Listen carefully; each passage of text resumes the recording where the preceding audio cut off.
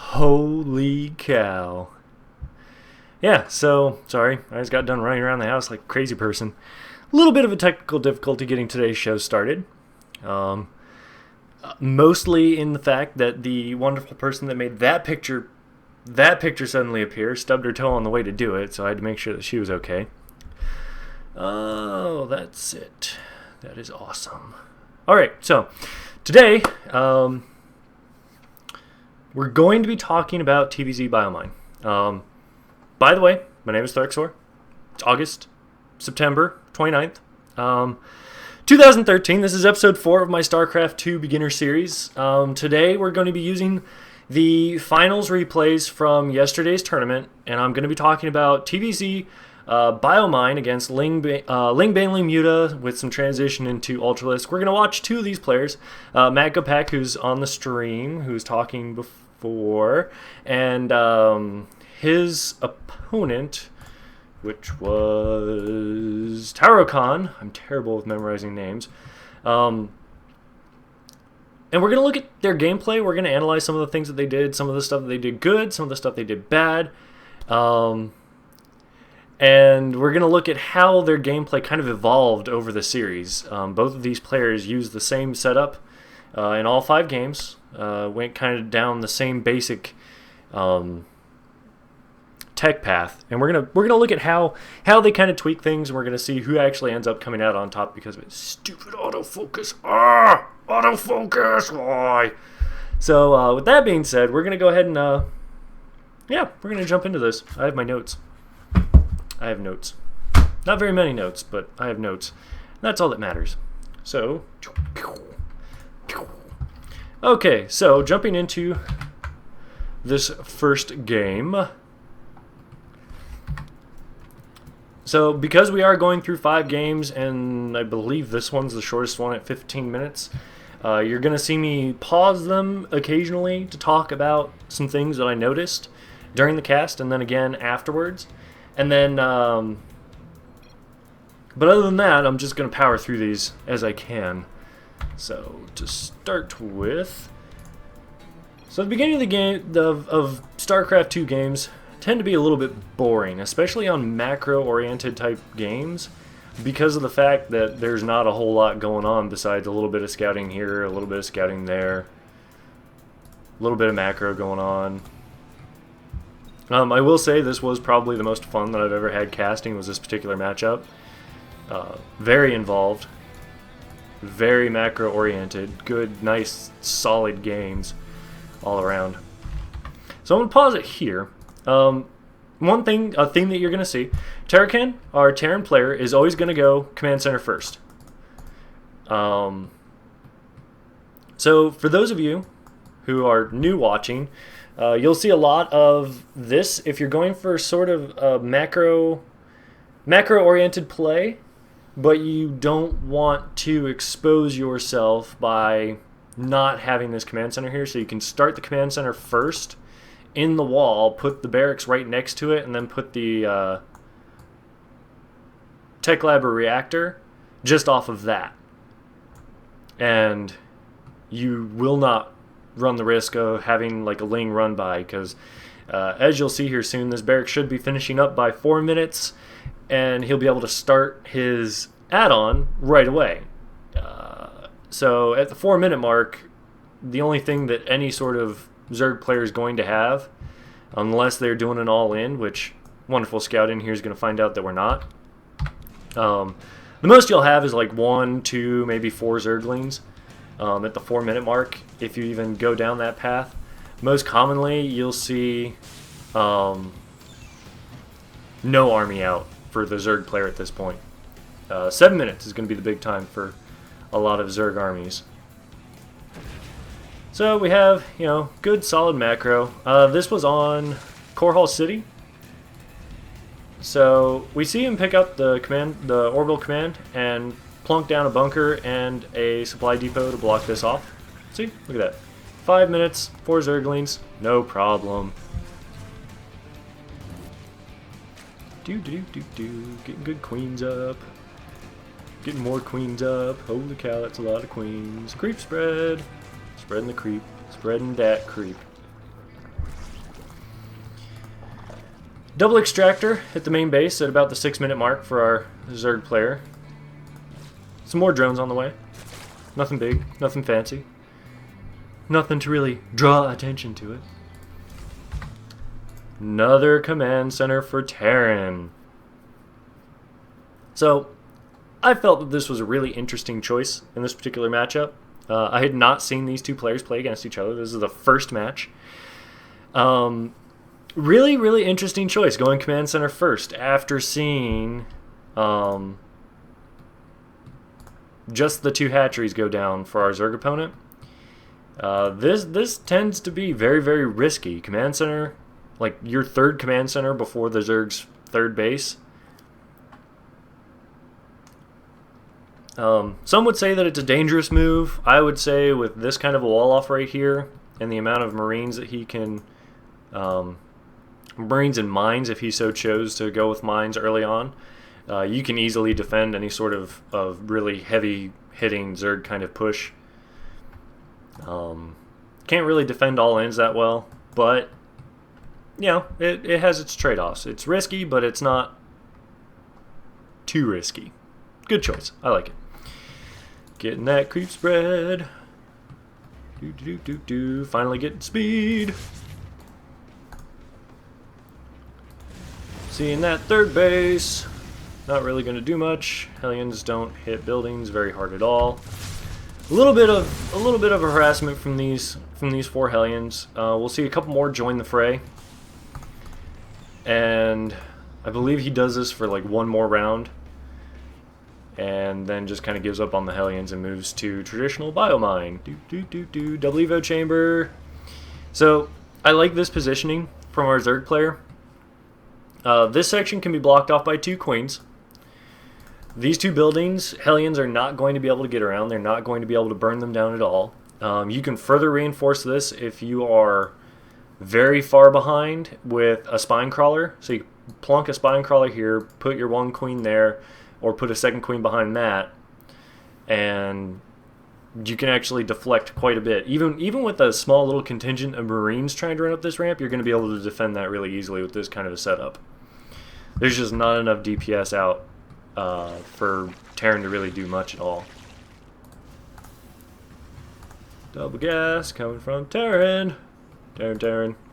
So this one finishes. We had a quick little pause in the middle of that. No biggie. Gonna press on. More creep spread. If we look at the units counting station, there are 5 queens here. That's a lot of queens. I mean, that for 3 bases, having 5 queens up, that's 2 extra queens that are currently spreading creep, so good on him. He's using them up. But I do definitely like what he does in the next couple minutes in the game. I believe it's right after this lair finishes up. We're going to see something extremely bold and very committal from our Zerg player that the Terran player is going to have to respond to. 6 Hellions, pretty good count. I would have not bothered keeping all of these up merely because of the fact that you only really need 4 to prevent creep spread, and there's just too many queens on the field for these Hellions to really deal with. I mean, one or two less Hellions is 4 Marines, like a handful of mines, and he ends up losing all these. So I think it would have been better to just keep 4 and then just keep darting them in and out, picking off creep, trying to keep the creep from getting connected between these 2 bases. Would have been a little bit better use for the Hellions. So as soon as the lair finishes up, we'll actually go back on this one. Yeah. Bleh. Bleh. I know it's here somewhere. Here it is. So lair finishes up. Double macro hatch goes down for our Zerg player. So there's no scout information for Terran for this particular position, but had he been able to scout this, this would have said that the Zerg player is going for something that's not very tech dependent. We're looking at upgrades. We're looking at a massive amount of units. Double macro hatch inside the main base on 3 base for Zerg just screams Ling BLing. It's the only unit composition that's cheap enough to warrant that kind of macro.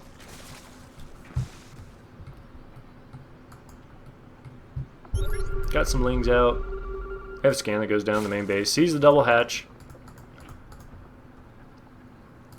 And the appropriate response for this is actually going to be Biomine.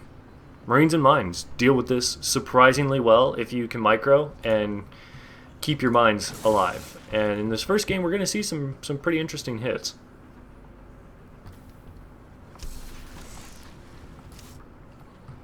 So at about the 11-minute mark, we're going to see just more and more and more Lings. We've got 34 in production. We've got 59 on the field. We're up to 6 queens now, 5 bases. That's 1 more queen left for creep spread. Only downside is there's no creep spread going down. So first engagement here, we're getting the banelings out. Lings are going to run in. My big thing is for this particular setup, I like that he tried to split off some of these banelings first, but then he kind of gives up a little bit, just runs them in and goes, okay, you know what? I've got the macro. I'm just going to eat up all these things, and I'll just keep flooding in Lings. Why? Because I have the macro to support it. So, you know, not a terrible decision, but I think he could have been much, much more economical with his forces and kept the pressure going had he just split off a couple packs here and there, try and take out 3 or 4 mines with a baneling hit, clean up some of it. If you don't see the overwhelming, like if you see a lot of mines out there and you're not taking all of them out at once, don't just commit your entire force. That's a lot of minerals and gas that you're investing in units that are just getting chewed through by Marines and mines, especially with the way that both of these players were doing their upgrades. So macros, absolutely fantastic from both of these players. Upgrade timings, equally spectacular. There's only one game where I think our Zerg player really whiffed it on the upgrades. But over and beyond that, really good macro from both of these players. It's all going to come down to army positioning, timing, when to engage, when not to engage, what kind of unit composition we're going to see coming out. So we're going to go ahead and press on.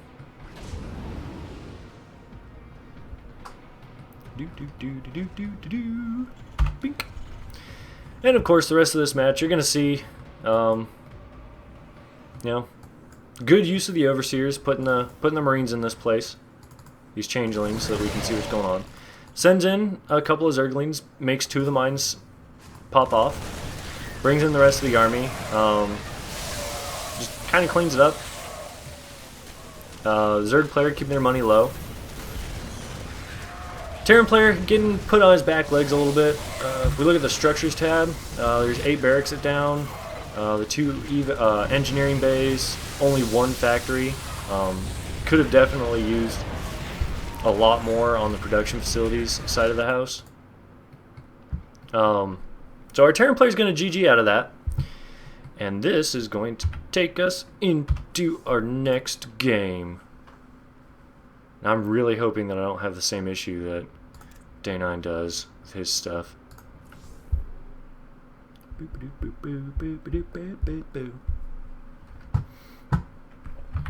Okay. So in this particular game, up in the top right, we have Matt Gopak. And in the bottom left, we have Taro Khan. Once again, we're going to see the same thing from our Terran player. We're going to see Command Center first. Built into the wall. Good, solid, safe play, especially if you want to go macro. From our Zerg player, we're going to see Hatch first.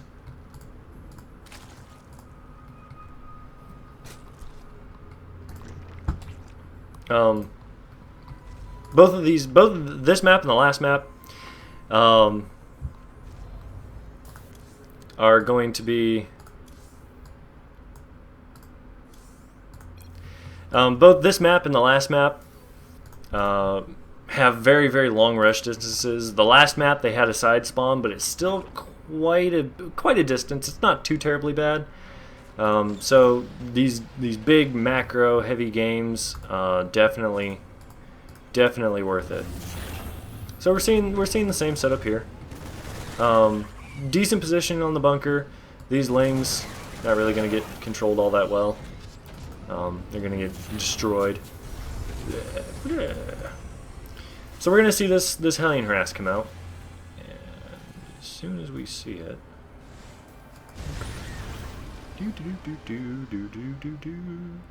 I beat you to it. Okay, so gonna go back. Hellions, first thing they do, they come in here, see if there's a third down. No third? Cool. I'm gonna go back and make sure that I can meet up with my other Hellion brethren. Make sure that I can hold the Xel'Naga Watchtower and possibly poke up here to see if there's anything going on. Oh, booyah. Look at that. Scouting. Sees the Spine Crawler go down. Okay, we're seeing another macro build. Oh, the Zerglings. Run away. Run away. Run away. Ah. Third goes down for Matt Go Pack. I like this positioning. I have nothing bad to say about this positioning. At least it's not here. Or here. These two expansions right here for a third are just so exposed that it's a joke. This one makes a really good fourth if you pick this up as your third.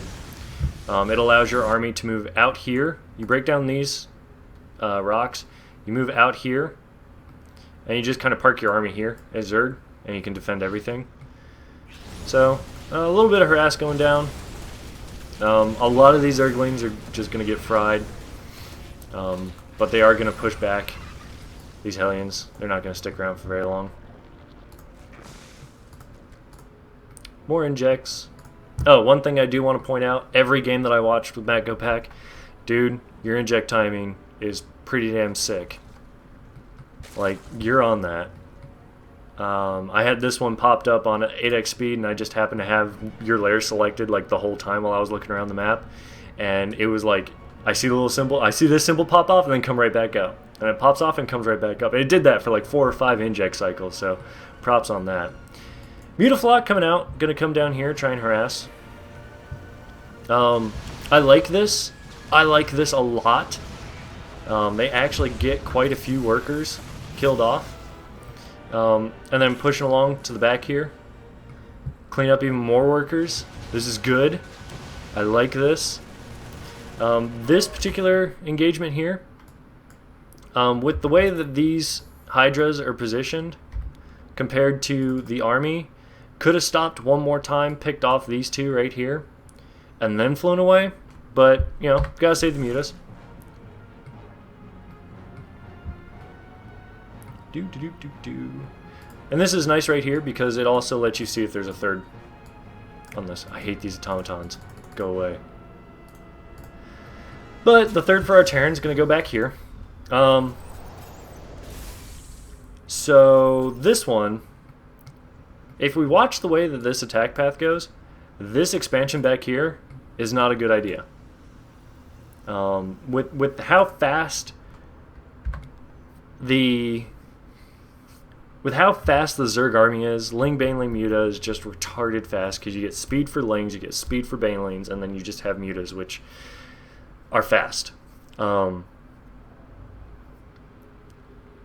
made a very good point.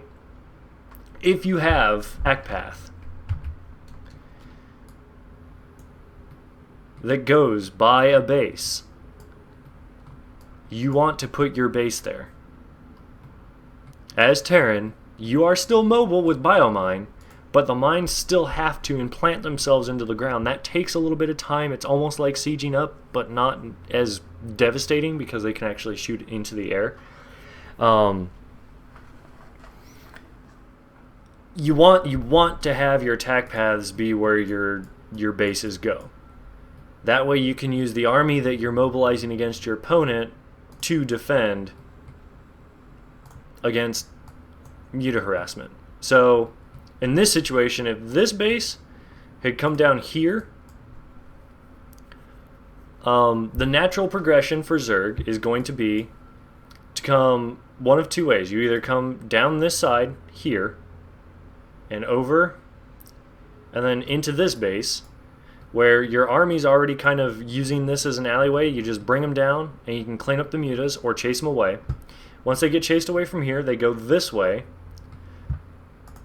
2 missile turrets deflect mutas pretty easily.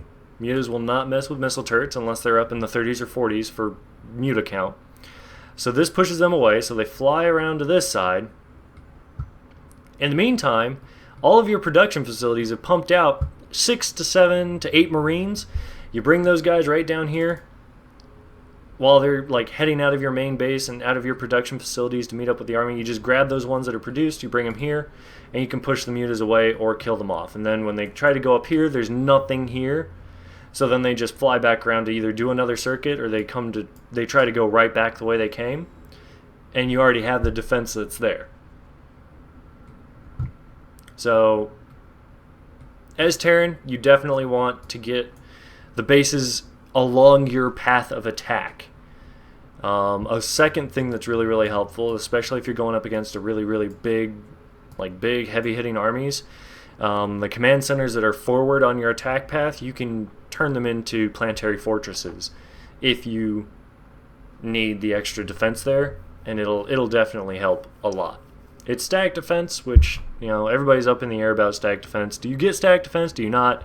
Situationally, in this kind of position, I would get static defense because your Widowmine bio army is so mobile. Grouping it up, moving it along. Have lots to talk about today.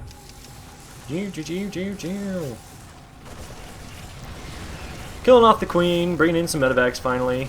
Zerglings come in. I definitely do like on this particular setup here. Devastating hits on the mutas, like just ridiculous. So if we go back and we look at the units lost tab, or the unit counting station, 15 mutas, 14 mutas, 12, 11, 9, 5, 3. So all the way down to a quarter of the muta count and a complete trade of Lings and BLings. And our Terran player didn't really lose that much. I mean, yeah, it's still 46 workers killed, but 46 units killed. But honestly, that kind of a position and where he's at now, he just brings in more units and keeps this pressure up.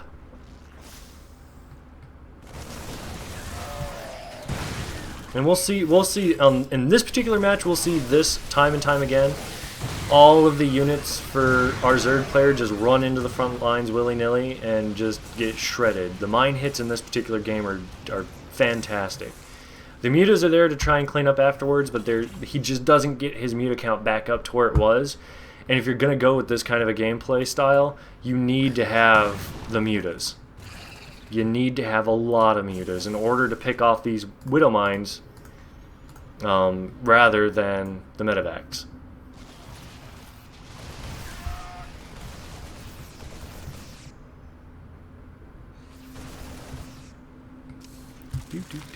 Watching this go. I mean, this engagement, it happens time and again. The Terran player is able to bait out the Zerg player. The Zerg player runs into the mines headlong and just gets shredded.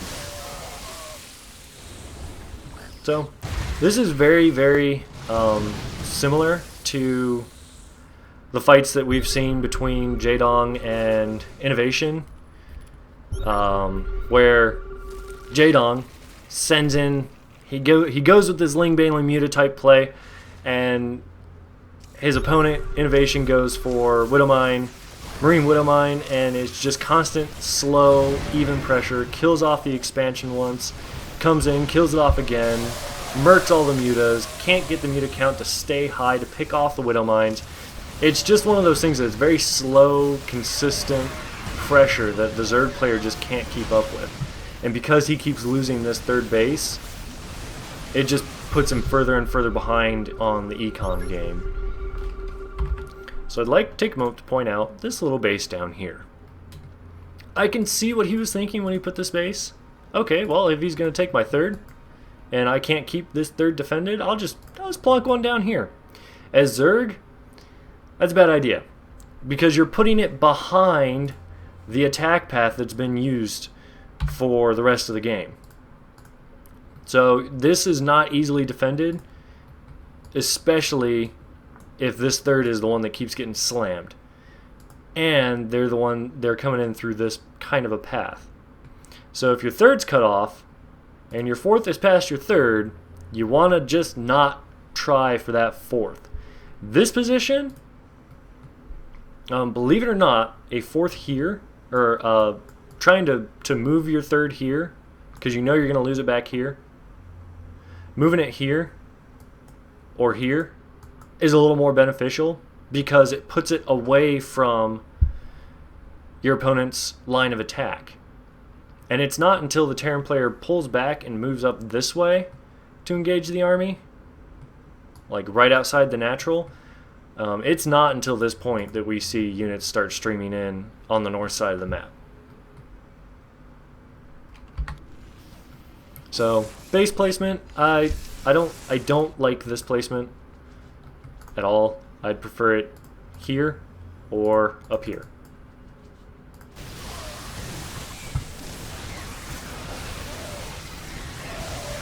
Explosions.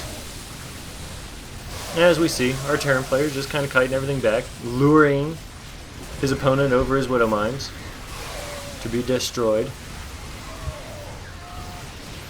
Das destroyed, and we have a GG, well played. So, big takeaway from that, mine placement, or base placement. Don't ever try and place your base beyond your opponent's line of attack. That's going to be impossible to defend. You're not going to be able to keep up with it. From the Terran player, very, very good control of his army. You run up, plant the Widow Mines, run your Marines past it, bait out the army, and then just kind of stutter step back, get your opponent to kind of overcommit, and then let the mines let the mines do the work. So that's definitely what you want to see as Terran. Good game from the Terran player in this one. Pretty much textbook, with the exception of this one base here. Ended up not being bad for him, but I would have liked to have seen it here. And if you put the base here, you can put production facilities on the way. Like, you can plant, this is a lot of room for barracks and factories. So it just puts your production facilities closer to your opponent than trying to plant them back here next to your base. So if you take this base, because it's along your attack path, you can put your production facilities between it, and then you don't have to worry too much about losing those. Yeah. Other than that, GG on that one. We'll load up the next one here. It's been about a half hour. Game 3, Yeah, actually, I'm going to take a quick 2-minute break. Get up, walk around. I'm a little sore. So I'm going to take a quick break. And then put some music on. And when I get back, we're going to be going over game 3, 4, and possibly the last one. Because the last one was a really good one. I might just dedicate the whole last part to that one. So when we come back, we're going to talk about game 3 and 4. We're going to look at some of the trade-offs of going with too many Hellions at the beginning of the match and how that hurts a Terran player. Then we're going to look at the Zerg side of the house and see, on this particular map being Newkirk Precinct, we're going to look at the really, really short distance, and we're going to see how this Zerg player deals with trying not to overcommit with his army, and then controlling the different Lings and BLings that he sees in this one. So, stick around. I'll be back in just a bit.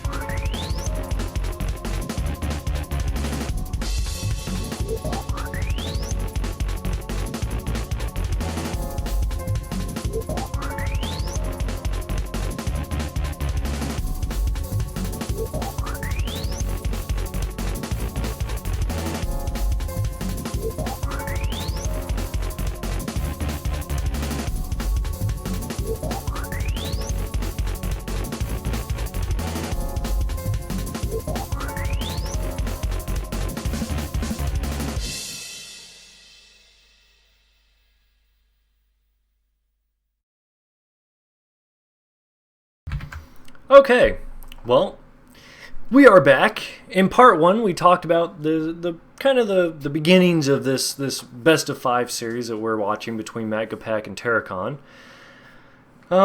We looked at our Zerg player Matgopak's excellent macro at the beginning, going all like balls to the wall. Let's go macro. Let's play a long game. We see how he kind of responds to early Hellion pressure, a little bit of harass here and there. How he reacts to that. We looked at his particular flavor of Zergling BLing. We're going to continue analyzing this. We're going to see how it kind of developed throughout the round of 5. So in part 2, we're going to be looking at 2 to 3 games. Games 3, 4, possibly 5, depending on how much time I take talking through these.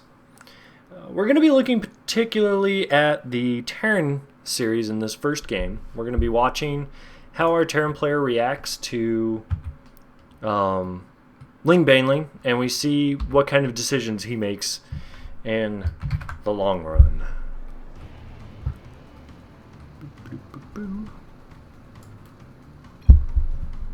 I keep forgetting to turn my speakers off so that I do not have feedback.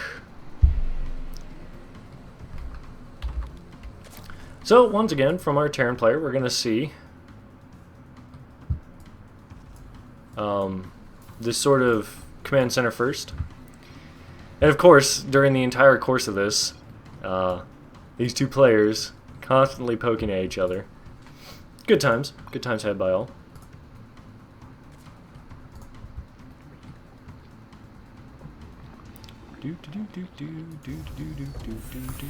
Command center barracks. Command center barracks.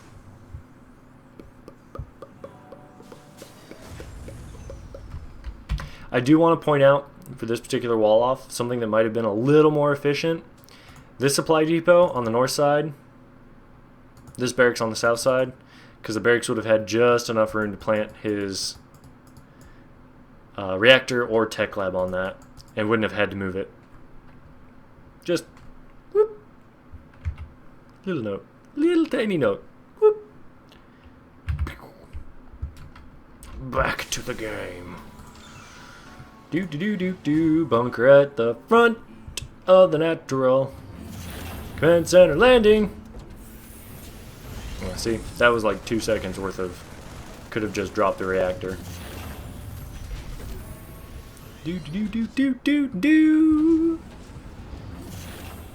Factory. Picking up the reactor. Building Hellions. Third base from a Zerg player. I like this creep spread this game. Right, so creep spread on this game a lot better than the first couple games. Definitely was pushing it a lot harder. We see the Hellions come in. These guys get picked off. And this is where I start slowing it down, because this is where we see constant Hellion harass from our Terran player. And at a certain point, 6 pool. Racks on the north because of 6 pool. I will agree to disagree, because you can get the same coverage for the wall, and you can park Marines back here to kind of kill them off as they come in. You can still get a good seal if you just swap where the supply depot and the racks are. Squares. Okay, so for this particular thing, this Hellion harass right here, got a few good kills off of that. Picked up 4. I think he gets 6, maybe. Good on this one. I like the reinforcement of just planting the mine here. That's a good choice. At a certain point, though, you just kind of have to give up on the Reapers, or on the, yeah, Hellions. You just kind of have to give up on the Hellions and actually just go stick with what you were planning on doing originally. Honestly, right here, these Hellions should be used just to control creep. I think they get run in one more time and destroyed. But you definitely want to just keep them around for as long as you can to keep this creep from going any further than the third base.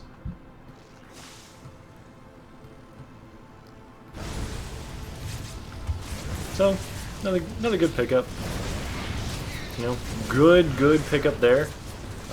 Still don't think it was really worth it, because at this point our Zerg player, 57 drones. He's got a full inject cycle that he's still waiting for. He's dropped his double hatch, or his double macro hatch. I mean, you kill off a lot, but it's just so easy for Zerg to replenish that losing those Hellions for that still would have seen more benefit keeping the creep back, if our Zerg player ever expands it. I know last week I did an episode on queen usage and creep spread. So on your larval inject cycles, that's when you want to be spreading your creep as well. If you have really high APM and you can bounce around the map very easily, you can pick up 2 creep spread cycles per larval inject. The only time it really gets hard is when you are doing any sort of micro with your army at the front. Yep, creep spread takes a lot of attention, but you can definitely see the benefit if you can push that creep all the way across the map, especially on this map. So the main lane that you're going to be using is right here, and if you have like 4 creep tumors, if you have 4 creep tumors, you can push this really fast. Creep tumors are up every 15 seconds, so larval inject cycles are about 40. So I personally aim for getting 1 creep spread push for every larval inject that I do. I like this. Send the Lings out.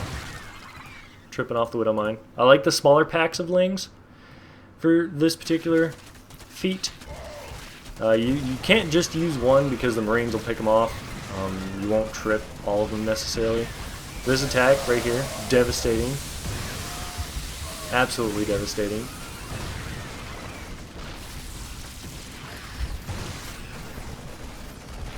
One, but we've got 2 speed upgrades.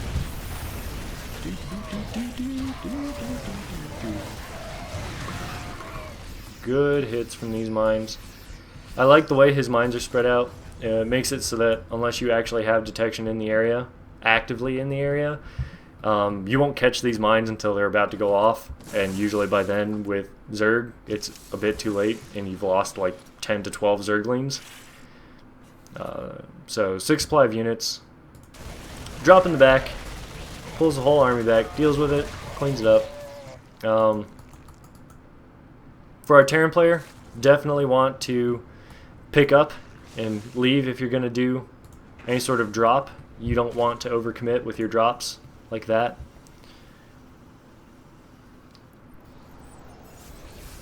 There's a lot of Lings. Positioning wise, I like that he stopped to build the Banelings back here, but with centrifugal, with Baneling speed already there, you can definitely start the Baneling like back here, so that if you get an engagement up here and they manage to push through it, you don't run the risk of losing any Banelings to random shenanigans. Explosions everywhere! Love that. This match was so much fun. Boom, boom. And we keep coming to this stalemate where there's a trade-off. Both of the armies go away. The next level of upgrades gets purchased or done.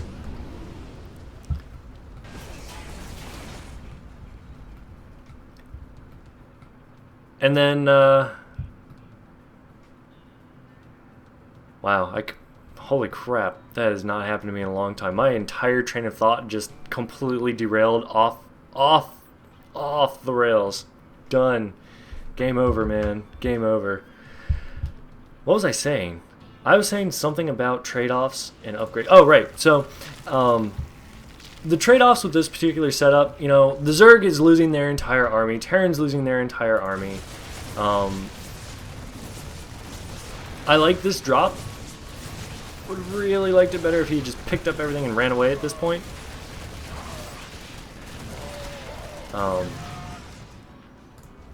For Terran, ooh, I'm gonna go back to this because this is a good talking point on this particular map. Come on, come on, come on. Okay, so on this particular map with Biomine, this is a safer expansion than this one. Even for Terran. Even though Terran wants to produce bases along their path of attack, on this particular match, with this particular matchup of armies, this expansion is a heck of a lot easier to defend and to watch out for than this one. So there's a couple of good reasons. There's a couple of good reasons for this one. First off, this one is not along this main attack path for Zerg. If you're on the back leg as Terran right here, you want to keep your army posted here or here. You want to have scouts along the different vision paths. This watchtower, really powerful for making sure that no units are coming along the top path to try and sneak up this ramp. So another cool part about this particular expansion, there's a lot of empty space between the ramp and the base. So if you plonk a bunker here, when your opponent tries to run up this ramp to come at you, and you have your army down here, you will be able to meet right here on top of this base. And the Zerg has already really overextended to come around this in order to do any damage. So you're able to just go from down here where you're fighting, or if you're playing very passively, not even passively, I want to say defensively. If you're playing defensively as Terran in this particular matchup, you put your army here. It allows you to walk up this ramp and attack, or deflect attacks from there, and allows you to push out this way. And it allows you to watch this area right here. And we'll see that he realizes that this expansion position is kind of a bad idea, and he'll actually pick up this orbital command and run it off, which is a good idea, very good idea. Overseers, yay! Picking off stuff, yay! Go to the everyone cam, yay!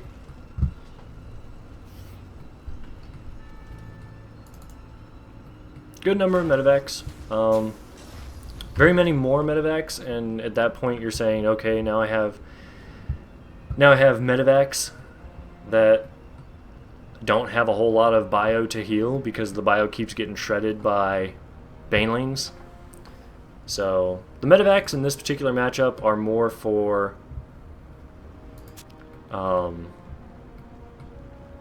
drops to kind of pull your opponent's attention away from your front base. Killing off mines, good positioning. You can see the army coming in, he can fall back a little bit. Had a bit of a misclick at this end, didn't get the bind burrowed quick enough, and that definitely did cost him this particular game. Pulling everything off, and calling it. Too many Lings, too many banelings. Oh, they're in the main base, and that's GG. So, only bad decision making from either player. The positioning of this third base here after the first couple of attacks from Ling Baneling. You definitely want to put it back here so that you can use a smaller force to defend multiple entry paths. If he was able to extend his army out and actually keep it here, this base would be safe. But yeah, not too bad. Not too bad. I do like the drops in the main base. But the drops are definitely, if you know that your opponent's coming in to attack you, drop, go back, see how the attack is going, keep an eye out on the minimap. If you see a cleanup force come in, pick those Marines up and run. They'll be more use later, especially because in this particular matchup, Terran needs to be way more cost efficient with their units. The BLings just destroy Marines so fast if they can get good hits in, and the Marines are there just to absorb damage so that the mines can actually do the killing.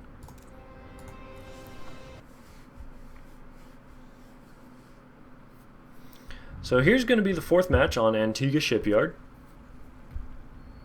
How am I doing here? How am I doing on time? Sweet. I might be able to power through these.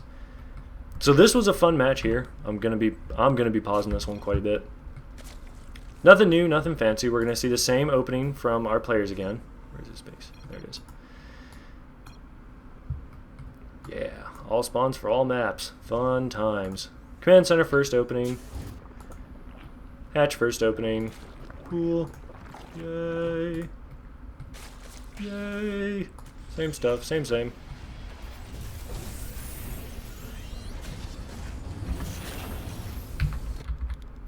So this particular ramp here, with the way that this ramp's angled, there's no fun place to put your barracks unless you use your barracks as the centerpiece for your wall. So, yeah, you're stuck between a rock and a hard place. Moving on. Ling's taking control of the map. I do like that every single game, Matt Gopak has always built 4 Zerglings, or 2 pair as I like to call them, right as soon as his spawning pool finishes, just to get a more disposable scout on the field. Have some shenanigans going down. 3rd CC at 6 minutes. Nothing special going on.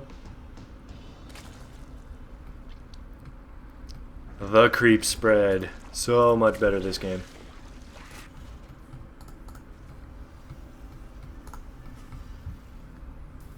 Getting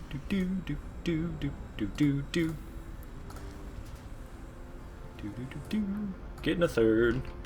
So I will point out, this map for Zerg kinda sucks a little bit. This 3rd is the only one that makes any sense whatsoever.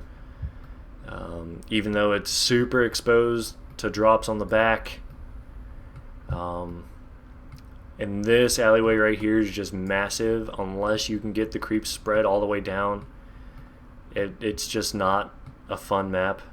This is one of the older maps, but this is not a fun map for Zerg when it comes to defending this area. It's really wide open, which they like, but it's also really wide open for defense, which we kind of don't like.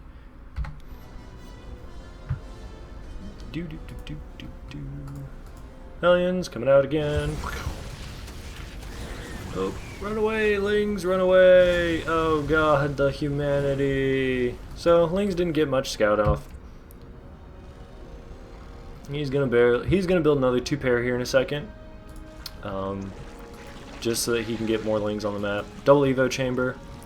Would have liked to see the double Evo chamber spread out a little bit more to keep the Hellions at bay, since he knows that they're already on the map. But, c'est la vie.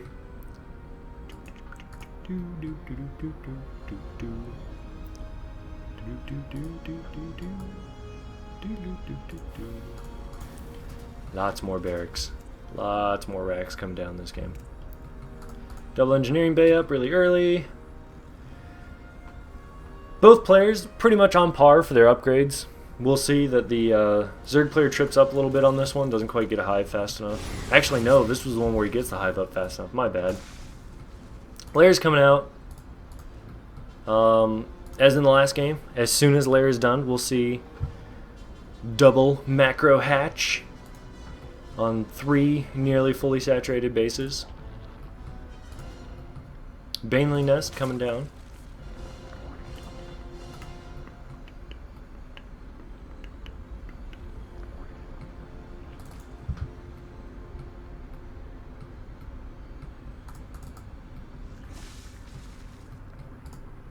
Oh. Oh. Layer finishes double macro hatch right on time. Boogunk. Boogunk.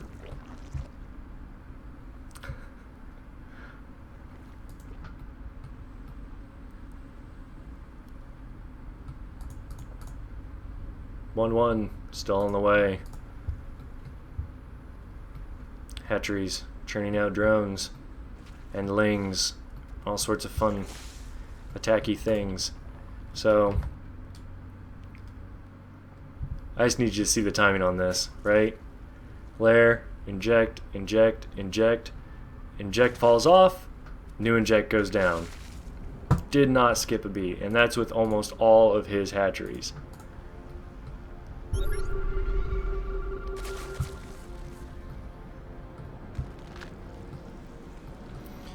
BLing speed coming down again. More BLings coming out.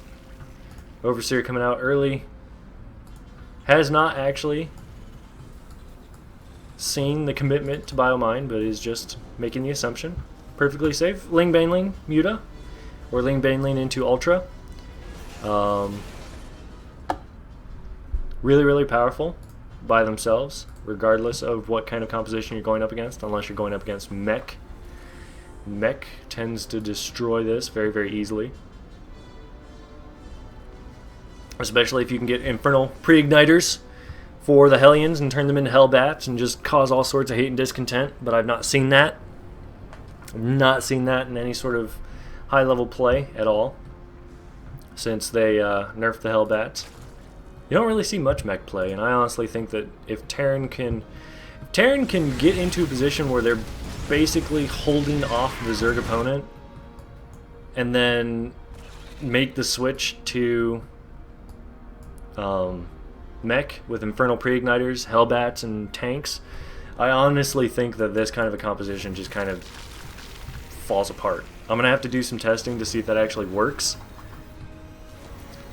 But, yeah. I like this base.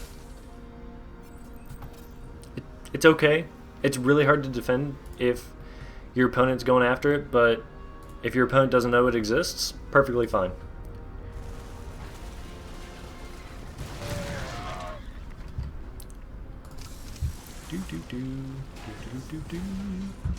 Now we're gonna see some amazing happen here.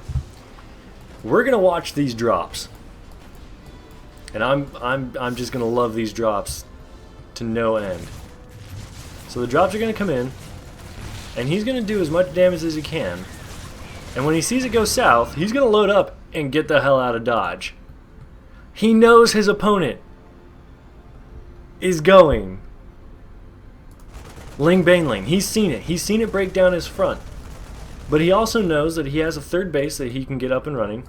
Oh, shame on you, Tarragon.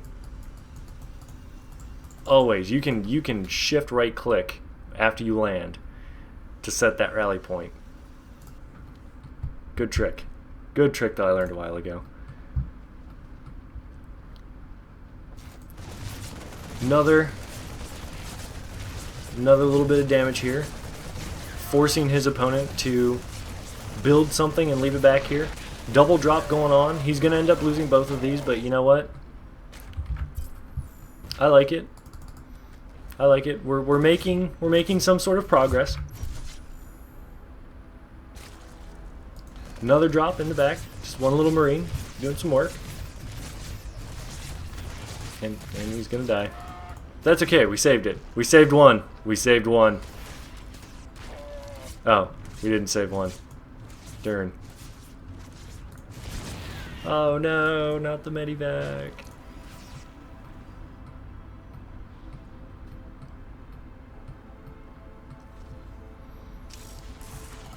I like these extra bunkers. He knows that his opponent is going to keep breaking down his wall, so might as well just build the bunkers back a little bit further, keep baiting the opponent further and further into more and more and more mines. The whole time, you know, constantly thinking about these drops, executing these drops, not sacrificing the units every single time you drop. You know, drop them, kill off as much crap as you can, pick up, run away. Drop, kill off as much as you can, pick up, run away. I like the 1 or 2 mines up front so that the Zerg player thinks that he's picked them off, and then waiting for this attack to come in. And then you see these mines. All of these mines are about to get excellent connections. Boom, boom, boom, boom, boom. Yeah, you know, lost some supply depots, lost a couple of bunkers, lost a whole bunch of Marines, but you know what? You still have standing army left. You have the 3 attack upgrade on the way. At some point here in the near future, you're going to be grabbing infantry armor level 3. You have 5 racks out.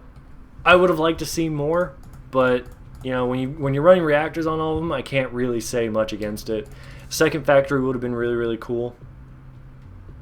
More drops going on in the back. I mean, just good, solid production from our Terran player. Killing off a lot of these drones. I mean, just phenomenal the amount of damage that's being done by our Terran opponent here without losing a lot. I really like the decisions that were made in this one. Getting a 4th base here, it's the best choice you can make. Honestly, I would have liked to have seen the 3rd here, just because it's a lot easier to defend. But getting the 3rd down here, especially if you know that your opponent's not really running overlords down there at all, is acceptable. You know, good solid engagements. I mean, we're seeing our Terran player just do a lot. Lots of medevacs, a bit too many, in my opinion. Like these 4 don't need to exist.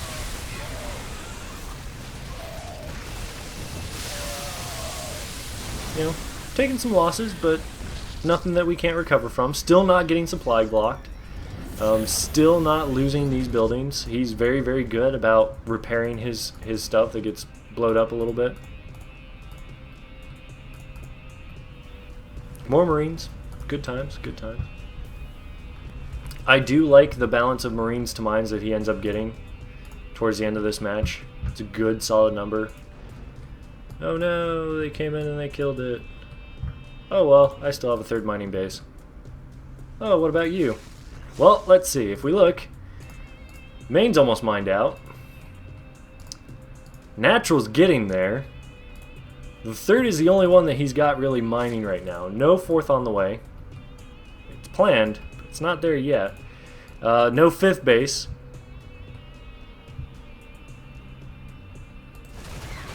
Another really, really good little drop. Distract your opponent. Oh, look, he's running away. I was going to land again. Brilliant. Love it. Absolutely love it. Overseer there, trying to keep an eye out. Ling's going on here. Just another fantastic little bit of saved them all. Gotta catch them all. Another medevac going out. I would have liked to have seen it come down this way and across.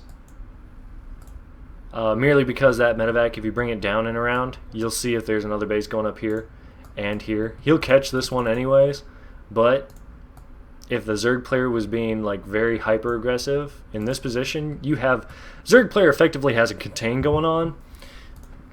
Extra bases everywhere. Absolutely worth it. Drops inside the main, not really worth it. If he had run anything up here and saw that this was completely mined out, the only reason to attack here is to cut the production of Zerg. But honestly, this army composition is so mineral heavy that taking out the workers is far more important than taking out bases or production capability. Because larvae are absolutely useless if you have nothing, if you have no minerals to build them into anything.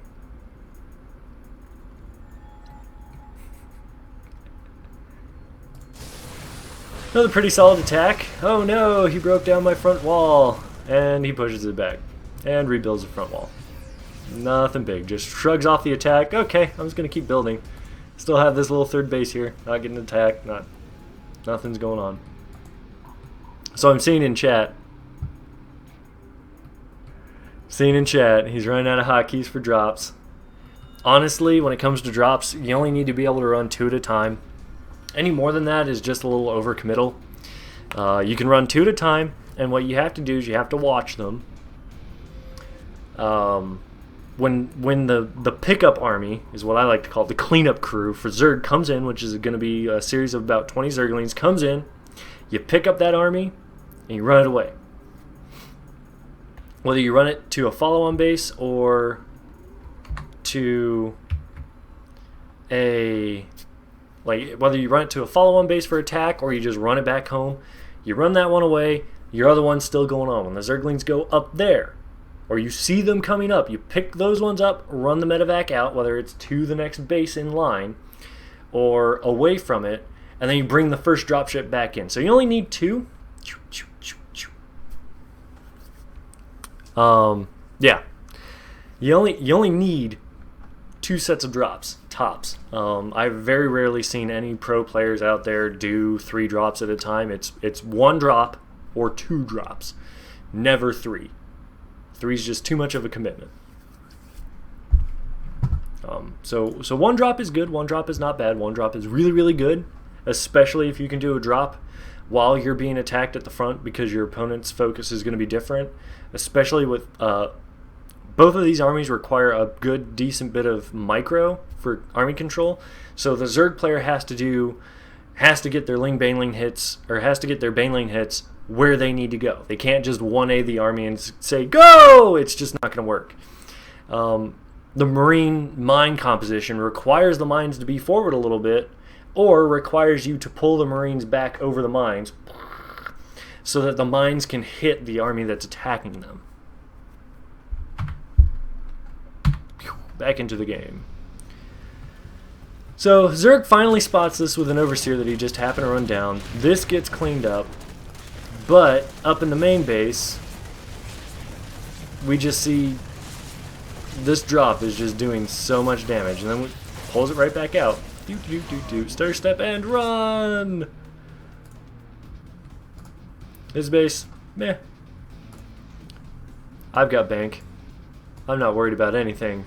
I've got bank. Meanwhile, Zerg player's still only mining off of 1.5 bases. His money is significantly lower. This right here, the gas that's required for Banelings, this gas that's right here for Banelings is useless unless you have the minerals to produce the Zerglings. We're going to see the Terran player push out. I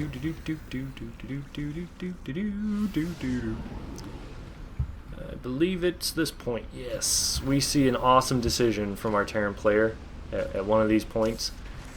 I'm gonna zoom it along.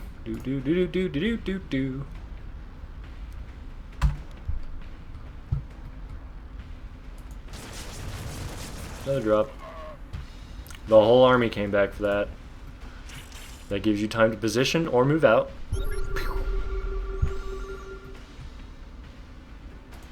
Little mini drop back here. You know, I'm gonna kill off some workers or try to. Baits the army, or baits the cleanup crew. Come down here. Big massive engagement. Fall back to the wall. So much stuff. Holy crap. Loses a lot. Too many medevacs. Could have had a much larger standing army for this, but it still worked. So here's the decision I was talking about. He takes his entire army and says, okay, I know that my main is mined out. I've actually moved this base either to replace this one or to build this one. I know that this one is mined out. You have to be mined out as well. So he actually makes the decision, let's go find the 4th. Let's go kill the 4th. And then we're going to march up in here and kill off one of your last mining bases. Bing, bing, bing. Pew, pew, pew, pew, pew, pew, pew. All the drones go down. Our econ, our income for our Zerg player, drops off drastically and just continues to fall. It's a lot of incoming.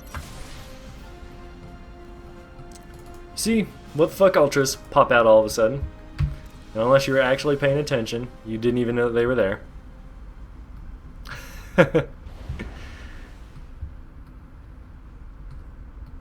I think one medevac per marine's a bit of an investment. Cancels all 3 of these forward barracks that were being built, but he's going to drop all these marines down. These mines are going to get excellent hits, going to tear up the actual damaging army, and then the ultras are eventually just going to melt, and we're going to get a GG out of our Zerg player. Oh, look at that. Look at that pro. Oh. Ultras are a bit derpy, but I mean, look at how big they are. I mean, seriously. This is ridiculous. Look, like, there's a single marine that just got sliced. There's the marine, right? There's a marine. There's the ultra. The ultra is huge.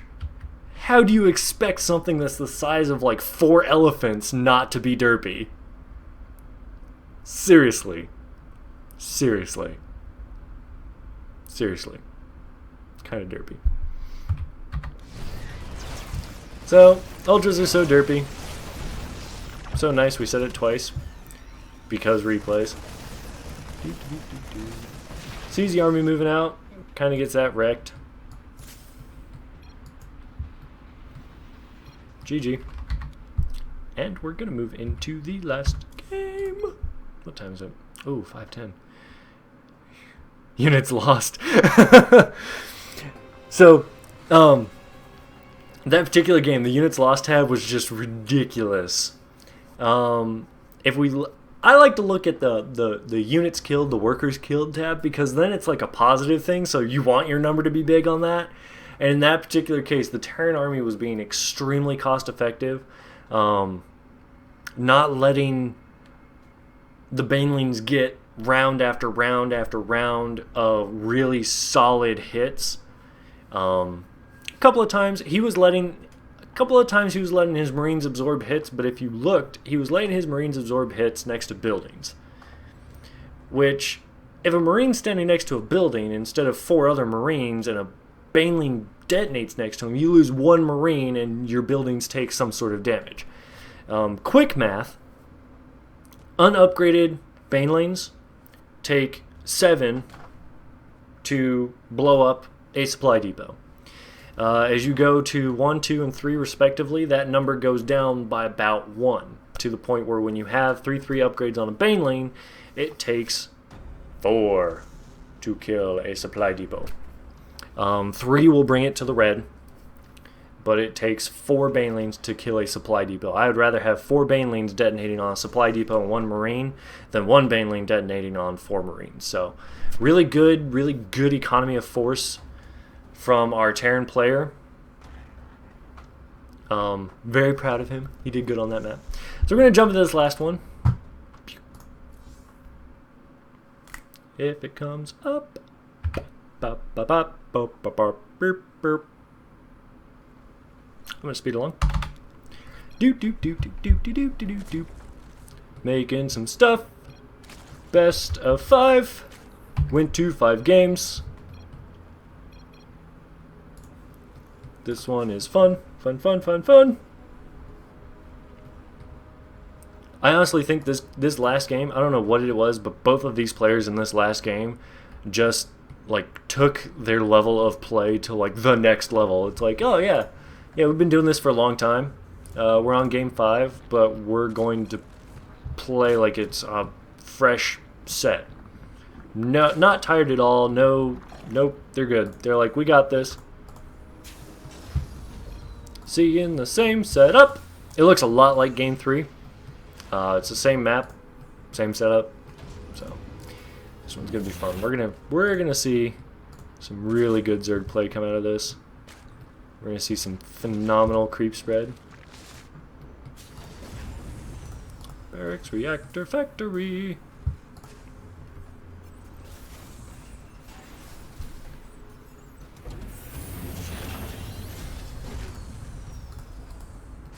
Tech Lab. Stim Pack. Combat Shield is going to follow eventually. Hellion. Harassment. Not a big deal. Not a big deal at all. Good creep spread. Holy crap, good creep spread. So, this particular match, it was like clockwork with this guy.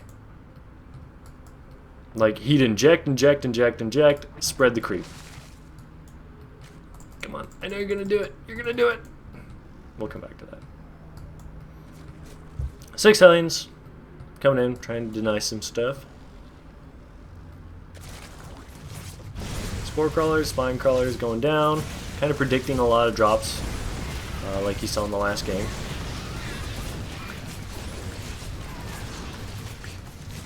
Loses almost all of these guys. Spine Crawler's gonna come up, poke, poke, poke, poke. Boom, boom.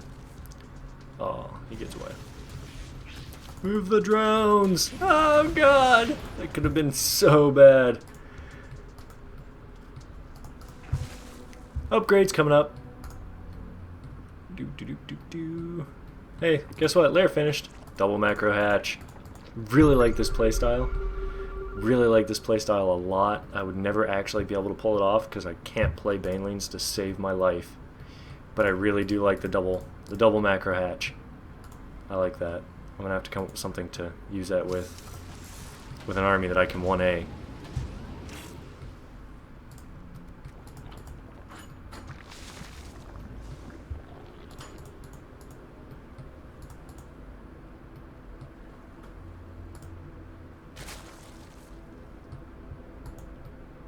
Little scout going down. Do do do do do do do. Do do do do do do. Boom! 4th base. This good position to be in for a 4th base. Going for the heavy econ. Has not been attacked. Doesn't see an army coming. Gets the 4th base down. Absolutely fine. Positioning, great. Creep spread, good. Started out great, he kind of fell off on this one, but started out really, really well. Lots of overlords, sees this coming in, or at least he sees it on the minimap if he's looking at the minimap. Drop goes down, Lings come back. Look at that. Look at that. Yeah, that was nice. Good pickup on the drop. Once again, good control on the drop, picking up the units, moving them back here. Sees that the Lings are following him, so he just kind of runs away. I believe he comes down here, and the Lings do not follow him right away. So he's going to get a couple of free kills back here. Not a big deal. This one, this Overlord, cheeky little Overlord.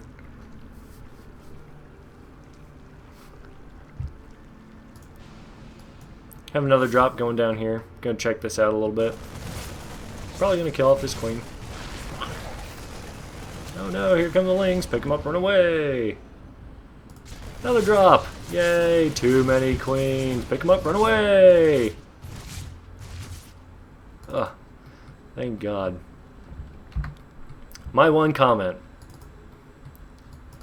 to my Zerg player. I know you're watching. So you've got 2 queens here that are over 100 energy. Put a creep tumor right there. I mean, seriously, dude. Seriously. You know that the drops are coming. Put the creep tumor there. Spread that creep just that tiny little bit so that your queens can run all the way to the edge and finish that thing off.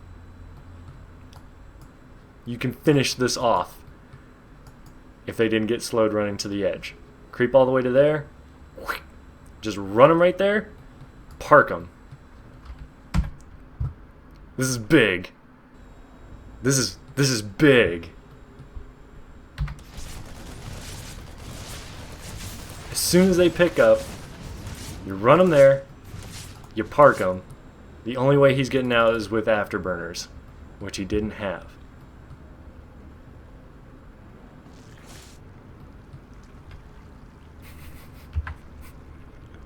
I know, it's hard, but just saying. Creep your base. Especially with drops. When you see drops, you're like, I need to have creep in my base. That's how I'm going to survive. Not that it matters. He brings it back in. You clean up. Not a big deal. Oh no, another drop from the other side. Quick, run. Run. Run. Oh, no. No. It's okay. We saved the medevac. Save the medevac. I do like this little maneuver right here. So, I know I had this highlighted before. Couldn't plant because of the Overlord poop and creep. That's fine. I'm just going to plant it right here, so it's kind of long distance mining if I choose to mine. But it's not as long distance as if they're running all the way back here. Have an attack. Another drop. Got cleaned up by our Zerg player really easily. I like this. Because, you know, you can produce your SCVs. You can use it. It's not the most efficient, but you can use it. As soon as the creep's back far enough, pick it up, land it. Everything's good. Everything's fine. Poop and creep here. Poop and creep here. Poop and creep here. Good, solid ways to prevent bases. Oh no. Oh no. Bum, bum, bum. Oh well. 4 more on the way. Not a big deal. Blah, blah, blah, blah, blah. Have another drop coming in. Do, do, do, do. Oh, and 8 ultras, by the way. Now, our Terran opponent doesn't see these ultras. I will prove it. Here comes the drop. He sees an ultra for like half a second.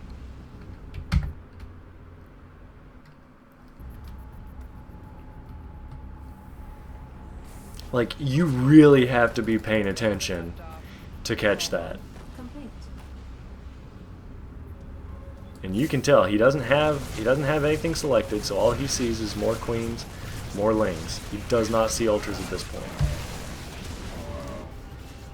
Look at that army. That's scary. Another drop. He's actually going to pick this base up. He just kind of chews through this, and Zerg player's like, whatever. I've got, you know, my natural's still mining, my third is still mining. You can have it. Somewhat decent trade. Scan comes down, sees all the ultras. Drop's still going on back here. I like how he's going after the tech building. If you had stayed on that, killed that off, you actually would have slowed down your opponent's advance a little bit. I mean, granted, these banelings would have finished up, but the way you control this particular fight, that happens right about now, fantastic. You would have very easily been able to come back up. Solid hits from these mines, just fantastic hits from the mines. I do like how he sent the ultras in a little bit ahead, or tried to, but these mines, just so much damage come out of these mines. Boom, boom, boom. This is going to get cleaned up. A handful of Marines definitely able to kill off a few ultras. They're left. Especially with this many medevacs overhead. Now, last game, I said medevacs too many. This game, medevacs, a little bit too few. Like, two. You can go up to 14 very easily, especially with this massive army, when you see that many ultras. Because the ultras, unlike the banelings and lings, like with that combo, when you bring ultras into the mix as a Terran player, ultras don't equal one-shot hits or one-shot kills for your ground army when you have the appropriate upgrades, like everybody does here. Ultras mean 2 hits to kill a lot, but that's still 2 hits rather than just 1 explosion.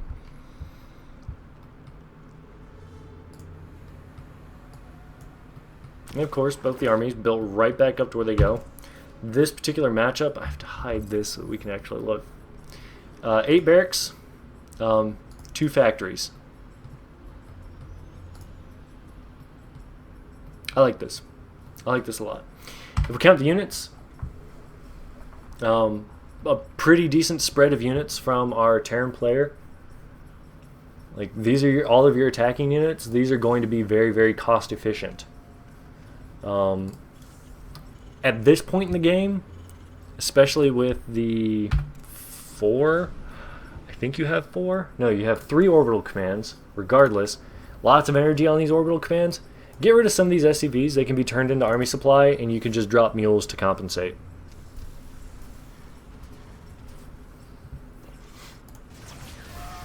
And then this one. So this one, the Ultras are actually able to absorb all the hits without losing all the Ling BLings like he wants to. Way too much going on here. Turn off the handlebars. So the Ling BLings come in, they equalize the armies, and then these Ultras are able to clean up the last standing army. And honestly, at this point, once you have Ultras inside this base here, and there's not a counterattack going on, and this is not a race-based situation, the Zerg's pretty much won. There's no way that you're going to be able to amass enough units fast enough to counter this. I mean, you can still do a lot of damage, and you can definitely keep the Zerg from just rolling over you like that, but I mean, honestly, he's got more Lings coming in, he's got more Ultras coming in. There's attacks going on everywhere. Planetary fortresses aren't up yet. There's just so much production at the end of this. The bank, there's plenty of bank left. There's just not a whole lot you can do with that. But, regardless, I mean, nobody made any super bad decisions in that last game.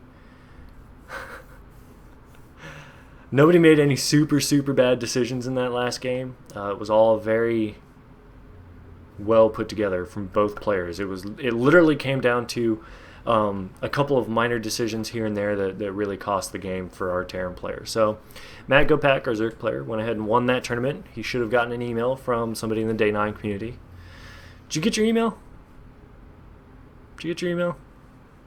Have they emailed you yet? Because if they haven't, pretty sure Onoto or I can reach out and be like, hey bro, he hasn't gotten his email yet.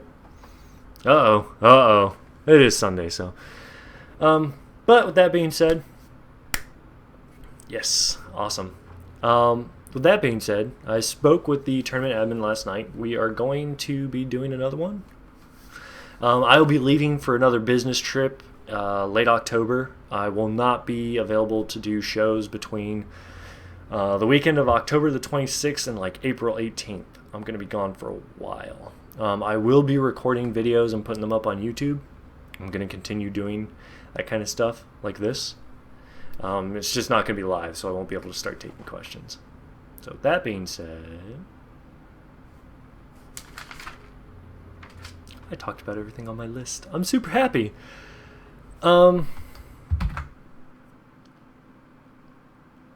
Next Saturday, I will be doing a show. Next Sunday, I will be doing a show. I have not yet decided what that show is going to be about. Yeah, I know. A long business trips. I haven't decided what that show is going to be about yet. I will come up with something. I don't know. Maybe. So make sure you tell your friends. You can follow me on Twitter at Threxor. The @ Threxor. You can follow me on the Day 9 forums. I do sign in and sometimes tell you how to beat Zerg. Okay, I got it. What kind of Zerg? What? You know what, Tarnok? Next week's gonna be all about you. I will look at all of your games that I have against Zerg, and I will come up with something.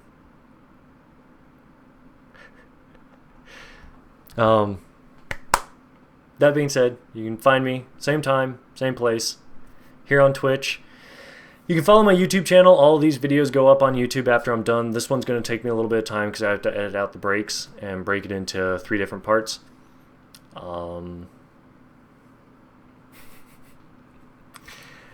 So youtube.com/Threxor. I'm losing track of stuff here. youtube.com/Threxor. Twitter @Threxor or /Threxor. I have a website. It's not built yet, but you can reach out. You can go to Threxor.net. See that there's nothing there except for like a link to my live stream and some links to like some links to Twitter, YouTube, all that fun stuff's up there. I do have a section, a contact me section that sends to an email account that I do check regularly. So if you do have replays that you want me to analyze, look at, tell you what I think I see, what you could do differently, some exchanges, go ahead and send them to me. Tell your friends. Let them know I'm here, trying to build a community, trying to be awesome, trying to have fun. I suck at playing the game, but I'm very good at the math behind it. I know it relatively well. I just can't execute. So with that being said, I hope you guys enjoyed watching. You can stick around, continue chatting if you'd like, but I'm going to go off the air.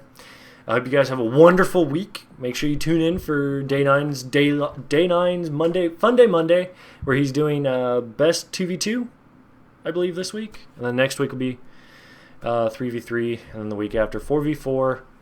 So hope you guys enjoyed. And as always, I want to see you on the ladder.